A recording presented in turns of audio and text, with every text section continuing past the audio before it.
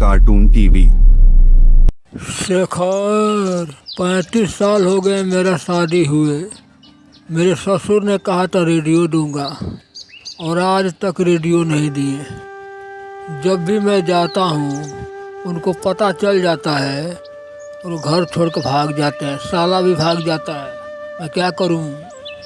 अरे पंडित जी, 35 साल हो गए आपकी शादी हुए और आज तक आप रेडियो के चक्कर में पड़े हैं। रेडियो मिलना होता तो उसी समय मिल गया होता। अब क्या मिलेगा, नाती पोते हो गए आपके, फिर भी रेडियो मांगने जा रहे हैं ससुराल। रेडियो नहीं मिलेगा पंडित जी, समझ गए ना। जब भी उनको पता चल जाता है भाग जाते हैं। इस बार हम लोग चुपचाप चलेंगे और ससुर को पकड़ लेंगे और रेडियो लेके आना है। समझ गया शेखर, किसी भी हाल में रेडियो लाना है। रेडियो के चक्कर में मैं बूढ़ा हो गया, लेकिन आज तक रेडियो बजाया नहीं। जब तक दहेज में रेडियो नहीं मिलेगा मैं नहीं बजाऊंगा। चलते हैं, चलो शेखर ससुर के घर चलते हैं। आपने कहा था पंडित जी, जब आप जाते हैं तो आपका ससुर और साला गायब हो जाते हैं, तो बता के क्यों जाते हैं। आज चला जाए चुपचाप और रेडियो लेके आया जाएगा। अरे हमको भी बजाने का मन करता है। हम दोनों आदमी साथ रहते हैं, अगुवागिरी करते हैं, शादी ब्याह करवाते हैं, कमाते भी हैं। चलो पहले रेडियो लेके आते हैं पंडित जी, समझ गए ना। गांव में चलना शेखर, चारों तरफ देखते चलना। हमारा साला और ससुर कहीं भागने न पाए, मौके पर पकड़ना है और साथ ही साथ रेडियो लेना है। खटिया पर कुर्सी पर बैठना भी नहीं है और किसी हाल में रेडियो लेके आना है। समझ गए ना शेखर।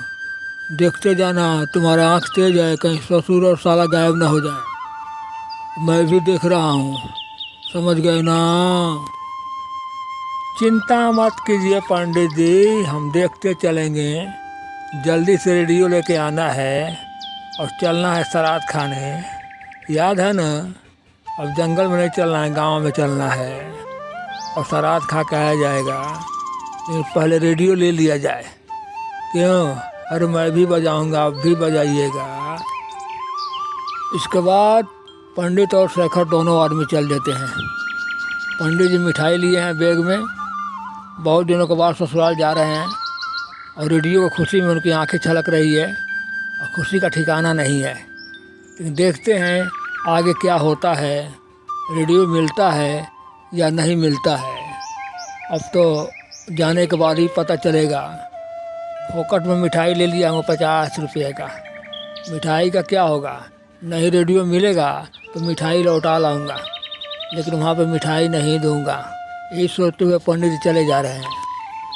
अब गांव आने वाला था, दोनों शांत ढंग से चल रहे थे चारों तरफ देखते हुए, कहीं साला और ससुर गायब ना हो जाए। यही सोचकर उनकी निगाहें चारों तरफ देख रही थी और अचानक गांव में वो पहुंच जाते हैं। शेखर, मेरे रास्ते पे खड़े रहो, यही एक रास्ता है। अगर दोनों भागने की कोशिश करेंगे ना, हम दोनों पकड़ लेंगे, भागने नहीं देंगे। समझ गया ना शेखर। चारों तरफ देखते रहो।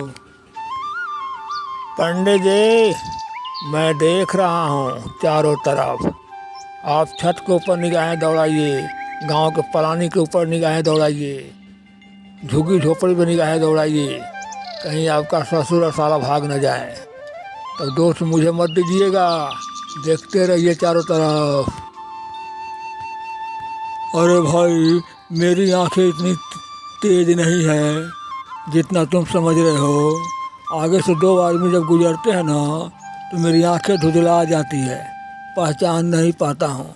ज़रा ठीक से तुम देखना। और मेरा बूढ़ा ससुर तो 95 साल का हो गया है, पता चला तक वो अंधा हो गया है, लेकिन देखने में नहीं गया, आज देख भी लूँगा।